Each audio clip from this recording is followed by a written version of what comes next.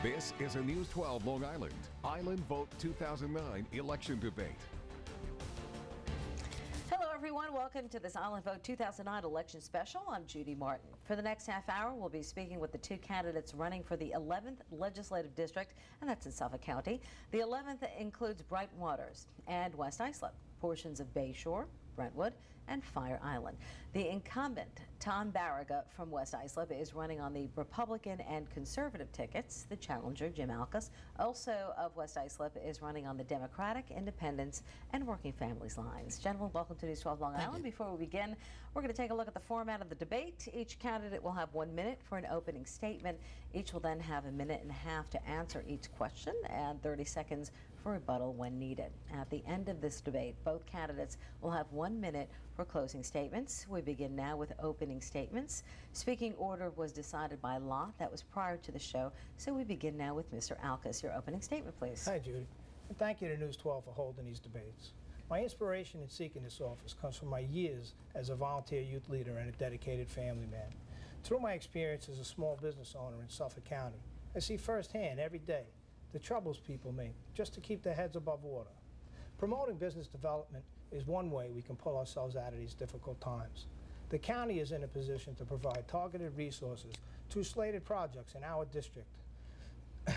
My opponent voted against the long-awaited improvements on Bayshore Road and countless other infrastructure projects across the county. Not only do our communities lose out by not getting the much-needed improvements, they lose the added dollars spent in their paychecks. And they lose people who don't go back to work. I'm aware of your needs, and I will bring constituent services back to our community. I'm Jim Alcus, and I will say yes for our community. All right, thank you very much, Mr. Alcus. And the incumbent, Thomas Barraga, let's hear your opening statement, please. Thank you, Judy. There have been tough times for the people of the 11th Legislative District for the last year and a half. There are some of my constituents who have lost their homes. Others are way behind in their mortgage payments. Others are having a difficult time paying their gas and oil bills. They're worried about their jobs. They're worried about their 401s. They're worried about the future of their children. They want from me a legislator who's going to control spending and avoid tax increases. For the last 4 years, including 2010 coming up, there'll be no county tax increase. As we go through this debate today, there's a number of things I want to cover. First, I really want to discuss Mr. Alcus's horrendous environmental record. I want to discuss Mr. Alcus's arrest record. I want to discuss the current criminal investigation in Suffolk County concerning Mr. Alcus. And last, I want to discuss the judgments against Mr. Alcus by vendors who provided products and services to his company and were never paid. Thank you. Okay. All right. Let's begin with the questions now. Let's talk local politics and budgets. What is your opinion? We're going to begin with you, Mr. Barraga. The operating budget released recently by the county executive. What do you support in it? What would you like to see change? What are your thoughts? The county executive and I are usually on the same page. We're both fiscal conservatives. All right, he has put together a tight budget, but a budget that does not increase the general fund taxes. No county tax increase. And it reduces overall spending by $47 million. That's a positive sign. Where we disagree, right now, sales tax revenues are down about 10%, $110 million. He anticipates improvement as we go through the balance of the year to about 5 or 6%. I don't think. It'll still stay 7 or 8% below where it should be.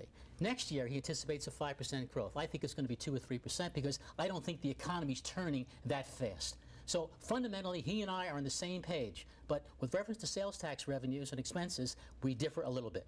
Okay, Mr. Alcus, what are your thoughts about the recent budget that was released by the county executive? What do you like about it? What would you have changed? Well, the county budget is definitely, Steve Levy did a good job working with the legislator and Bill Lindsay. And I'm not that well briefed in reference to every bit of the budget right now, so I'd like to defer that question. Okay. All right. Let's go to you, Mr. Barraga. Obviously made some strong statements before, and you both have different backgrounds. So let's talk about your backgrounds. Tell me what qualifications you have. Obviously, you've been in office, but what are your solid qualifications for this particular well, election? I spent 13 years in the private sector with Dun & Bradstreet, American Can, Pfizer Incorporated. Then, in my mid-30s, I ran for the town clerk of the town of Islip, was elected 3 times. And then an open seat in the New York State Assembly, I ran, was elected. I was in the Assembly for 23 years, and I was the ranking Republican on the Ways and Means Committee.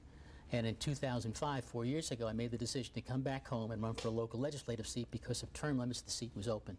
And I ran, and I was successful. So I have a wide view of experience, not only from a legislative and governmental perspective, but from a private perspective as well. Okay, and Mr. Alkus, what do you bring to the table here? Well, as a small business owner in Suffolk County, I know firsthand how it is to operate a company in the county. I also know how it is to make payroll every week. I have to make sure my employees get paid. I offer health insurance. Through my years in West Islip and through the county, I volunteer. I always help out the community. And I just think that we're not being represented in the county at this time. I am in the oil business, and it's an unfortunate business that accidents do happen, and I did have a few accidents. They were all cleaned up, and I'm currently in good standing with the DEC at this time. But I feel my work in the community, besides my experience as a small business owner and trying to keep a company afloat in these tough economic times, gives me a leg up on Mr. Barraga. I'm in touch with the people. Okay, Mr. Barraga, do you have a rebuttal? Well, I have a rebuttal. Yeah, with reference to his environmental problems, the New York State Division of Environmental Conservation issued a decision and order indicating that James Alkus from Alkus Fuel, all right, broke a host and violated a host of environmental and navigational laws. He had two companies, Alkus Fuel Oil. The DEC moved in and found that he, not once or twice, but 12 different times, he illegally dumped oil, all right? And 8 other times he never even notified the DEC. They fined him almost $44,000 for that. The second company was something called Beds and Bushes, landscaping. He dumped illegal pesticides. It was a rogue company around for 3 years. He never even sent any records on it. Those illegal pesticides went right into the soil and the water okay, of the Mr. people of Barraga, Suffolk we're going to have to stop you there. Would you like to rebut? You have 30 seconds. Yeah, as a matter of fact, I would. In fact, that was both lies from Mr. Barraga. Both lies. Neither one of them are true. In fact, I had a few accidents with the DEC. That is, in fact, true. I have never disposed of oil illegally or improperly. There were a few accidents. One was a truck rolling over. One might have been a broken piece of equipment. And in reference to the pesticides, I was a licensed pesticide applicator. It was just a piece of paper that wasn't filed properly. I did not put pesticides illegally. Tom did not. I didn't know Tom cared about the environment since he voted against removing toxic and hazardous materials from the county buildings. I wasn't even aware of that, Tom. Here is the decision and order from the DEC. Plain and simple, spells it right out. All you've got to go on the web and see it.